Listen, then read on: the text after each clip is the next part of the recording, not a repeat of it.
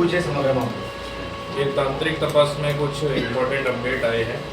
जैसे कि कल आपको पता चला होगा बांकानेर में एक बॉडी हमने रिकवर की, तो ये इसका हमको मिली थी इन्फॉर्मेशन और 3-4 दिन से सर्किट पुलिस और जोन 7 LCB की पुलिस वहाँ पर सतत वॉच में थी। और उसके बाद कल जो शक्ति है जो नवल सिंह का भांजा है उसके स्टेटमेंट के आधार पर पिन पॉइंट लोकेशन पे मोरबी पुलिस की मदद से एग्जीक्यूटिव मजिस्ट्रेट के सामने उस बॉडी को हमने रिकवर किया है। और वो बॉडी नगमा की है जो कादर अली जो दूसरे नवल सिंह का एक दूसरा व्यक्ति था उसकी बेटी है। और इसके बारे में जानकारी ऐसी मिली है कि कादर अली और अपनी फैमिली के साथ वहाँ आता था नवल सिंह के घर। इस दौरान नवल सिंह की ये बेटी नगमा का और नवल सिंह का अफेयर हुआ और कुछ झड़प हुई, तो होली के दिन के आसपास उसने मर्डर कर दिया और काट के वहाँ से ले जाके बांकानेर में इसको दफन कर दिया। और दूसरे सुरेंद्र नगर वाले में डिटेल ऐसी है कि जानकारी मिली है कि जो सुरेंद्र नगर में जो बनाव बना था फैमिली का उसमें नवल सिंह की लोकेशन वहीं पर है। और नवल सिंह उसके बाद अपने घर रात में 1:30 बजे के आसपास आता है और उसके हाथ में एक पोटला जैसा होता है जिसमें ज्वेलरी होने की शंका है। तो ये सुरेंद्रनगर में अपडेट मिला है।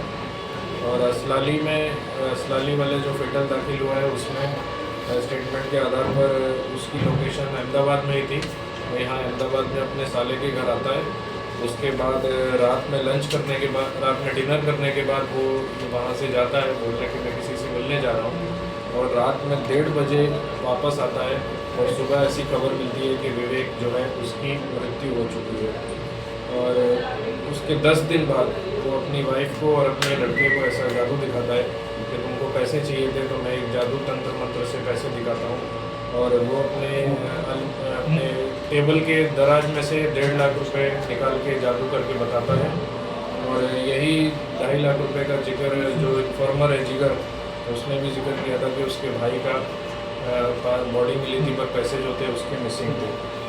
बाकी पड़दरी वाला केस जो है जिसमें फैमिली की मुस्लिम फैमिली की सुसाइड की बात उसमें दाखिल हुई थी एडी, इसमें एक सुसाइड नोट पड़दरी पुलिस को वहाँ मिला था।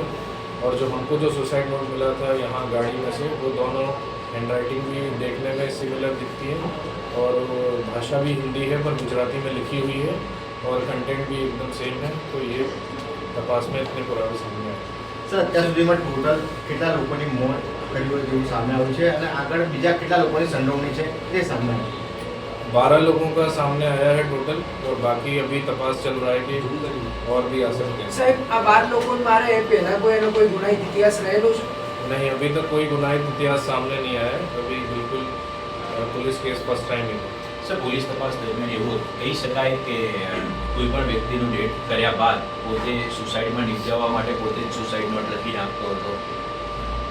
हाँ, ये मैंने आपको बताया पड़दरी वाले केस में ऐसा है क्योंकि जो सुसाइड नोट हमको नवल सिंह की गाड़ी में से रिकवर हुआ है और जो पड़दरी में जो सुसाइड नोट मिला है वो देखने में एकदम सिमिलर बिल्कुल सेम लगता है। दोनों गुजराती भाषा में गुजराती लिपि में लिखे हुए हैं पर हिंदी भाषा में लिखे हुए, मतलब लैंग्वेज हिंदी है पर लिखा हुआ वो गुजराती स्क्रिप्ट में है।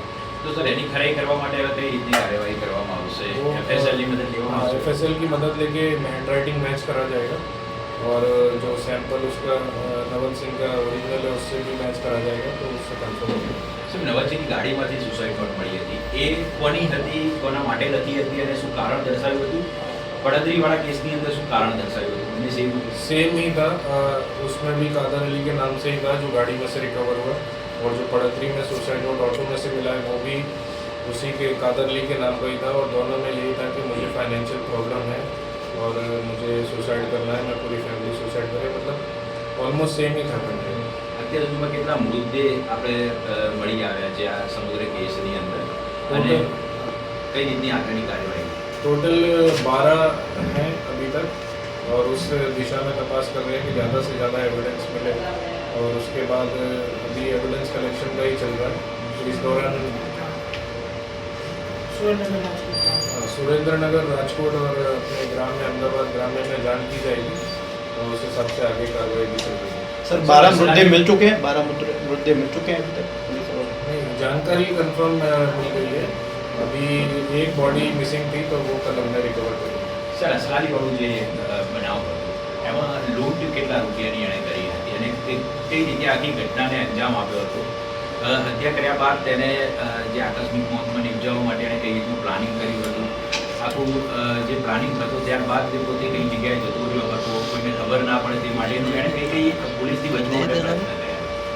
पुलिस से बचता आ ही रहा है अभी तक और मोडस ऑपरेंडी सेम ही है कि वो पाउडर ऐसे पिलाते हैं 15 से 20 मिनट 30 मिनट के अंदर आदमी ख़त्म हो जाता है। तो 1.5 से 2.5 लाख रुपए के बीच में अभी प्राथमिक तपास में सामने आ रहा है कि इतना हो सकता है असलाली में।